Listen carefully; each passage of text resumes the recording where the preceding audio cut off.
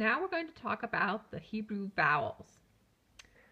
Again, the Masoretes scribes around 750 AD introduced this whole system of what's called a vowel pointing to indicate the sounds that would be used traditionally to represent different words in different circumstances. Before the time of the Masoretes, Hebrew scholars had indicated only some vowels using these three consonants. The hey, the vav, and the yod could stand in for vowels in some situations. So it would create a combination something like this. This combination could actually represent any number of sounds. This combination could be ba, be, be, be. This combination could be bo or boo. This combination could be ba, be, or bo. But this one, the hey, would only be used at the end of a word. So then these consonants were still written in the text when the Masoretes came along. And when they created their vowel pointing system, therefore, sometimes the vowel points end up on just a single consonant, or sometimes the vowel points will be on what was already written, a combination of a consonant sound and a mater lectione.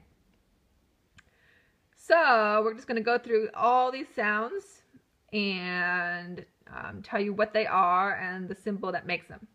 So first we have the patak. As you see, that's just a single line right there. It makes an ah sound, sort of like the ah in father. Next is the comets. It's a horizontal line of the vertical one just underneath. This also makes an ah sound, but of a longer duration. And here we see the comets with the yod acting as one of the matres lectiones. And here it is with the hey. Next is the hirak. That's just a little dot. Makes an I or E sound.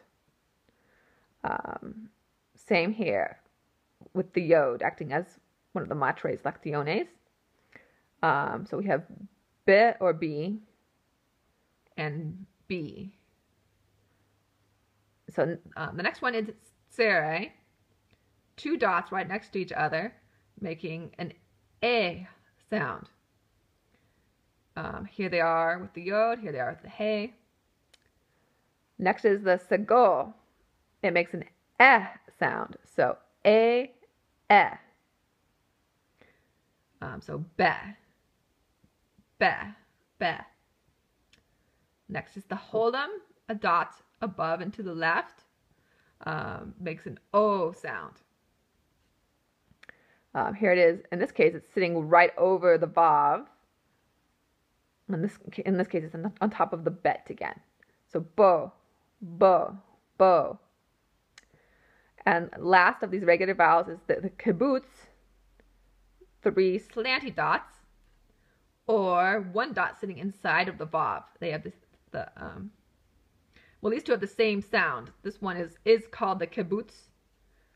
This one actually is not another kibbutz, even though it has the same sound. This is separately called the shurek. So boo, boo. And then last of all, the so-called reduced vowels. The shva just has an sound.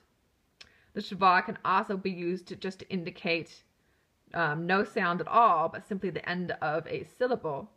But here, since we're talking about vowels, when it has a vowel sound, it sounds like ba or but in this circumstance.